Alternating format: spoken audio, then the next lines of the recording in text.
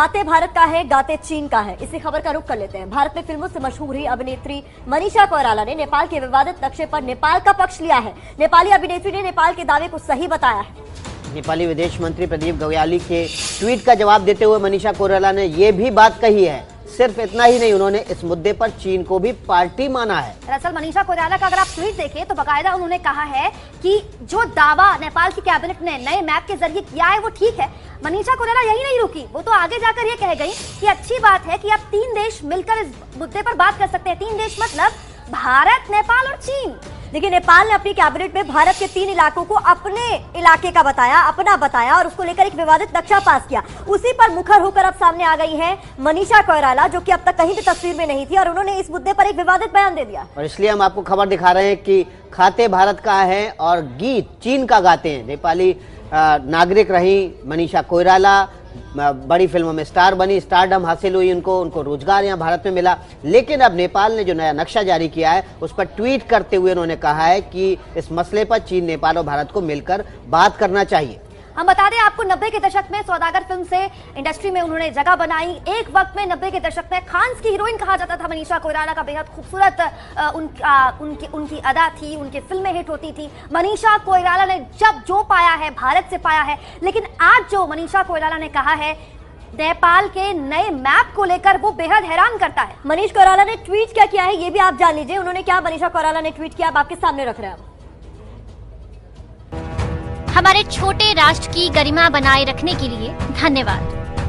3 महान देशों के बीच हम शांतिपूर्ण और सम्मानजनक बातचीत की उम्मीद कर रहे हैं।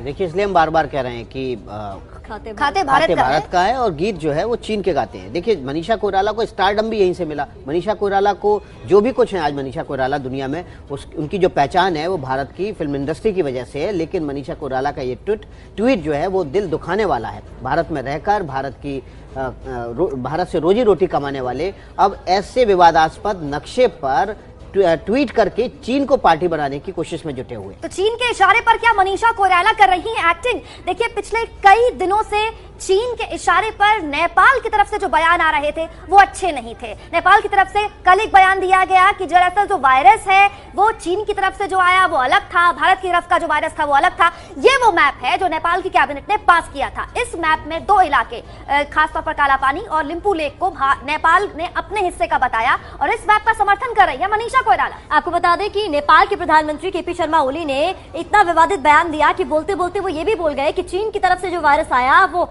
सॉफ्ट वायरस था, जो भारत से वायरस आया वो हार्ड वायरस है। यानी चीन से जो केसेस नेपाल आए वो लोग तो जल्दी ठीक हो गए, लेकिन भारत वाले ठीक होने का नाम नहीं ले रहे। नमस्कार, जी न्यूज देख रहे हैं आप। मैं हूं आपके साथ पयोधी शशि और बड़ी खबर यह है कि नेपाल के प्रधानमंत्री केपी शर्मा ओली के नेतृत्व वाली कैबिनेट ने देश के नए विवादास्पद नक्शे को मंजूरी दे दी है। नए मैप में नेपाल ने 3 भारतीय क्षेत्रों को अपने इलाके में दिखाया है।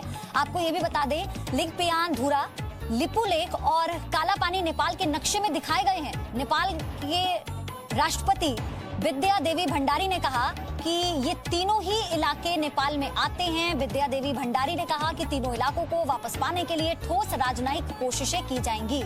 राष्ट्रपति विद्या भंडारी ने कहा कि नेपाल के सभी इलाकों को दिखाते हुए एक आधिकारिक मानचित्र जारी होगा। तो ये नई हरकत नेपाल की तरफ से आपने देखी कि 3 इलाके भारत के जिन्हें अपने नक्शे में दिखाते हुए ये कैबिनेट की मंजूरी के बाद ये नक्शा जारी किया गया। सिद्धांत सिब्बल मेरे सहयोगी हमारे साथ जुड़ चुके हैं। सिद्धांत, ये दूसरी बार ऐसा किया है अभी हाल ही के दिनों में नेपाल ने, इसके क्या मायने निकाले जाएं?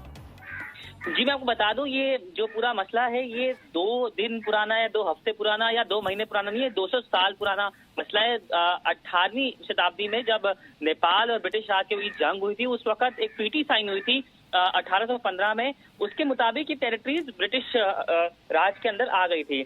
अब अचानक से देखा गया है नेपाल बीच बीच में बोलता आया हुआ है। ऐसा नहीं कि 70 के दशक में या 50 के दशक में बोला नहीं था, पर उसके बाद ये पहली बार बोला है और कहीं ना कहीं चीन का एक बड़ा रोल इसमें माना जा रहा है। मैं आपको बता दूं कि प्रोटेस्ट सबसे पहले तब हुआ जब भारत के जो डिफेंस मिनिस्टर हैं राजनाथ सिंह, उन्होंने एक रोड का इनॉग्रेशन करा जो लिपू लेक से जाती है। लिपू लेक को नेपाल कहता है कि वो उसकी टेरिटरी है और उसके बाद नेपाल ने क्या किया, हमारे जो ऑनवॉय हैं उनको समन करा और कहा कि ये गलत चीज हो रही है भारत की तरफ से, और भारत ने दोहराया कि भारत की टेरिटरी है।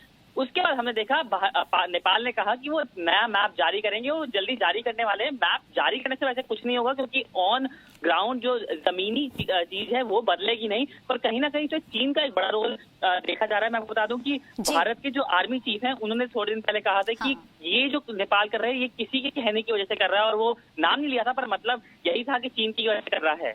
बिल्कुल, और क्योंकि सेना प्रमुख इस बात को साफ कर चुके थे कि किसी और का हाथ इसके पीछे हो सकता है, और ये मसला भले ही कई साल पुराना हो सिद्धांत, लेकिन इस तरह से मैप के जरिए कैबिनेट की मंजूरी को लेकर और फिर राष्ट्रपति की तरफ से कह देना कि इसको लेकर आगे की हम और रणनीति साफ करेंगे, ये अपने आप में कई सवाल खड़े करता है। बहुत बहुत धन्यवाद आपका हमारे साथ जुड़ने के लिए। दरअसल कुछ दिनों पहले रक्षा मंत्री राजनाथ सिंह ने कैलाश मानसरोवर के लिए 80 किलोमीटर लंबे इस नए रास्ते का उद्घाटन वीडियो कॉन्फ्रेंसिंग के जरिए किया था।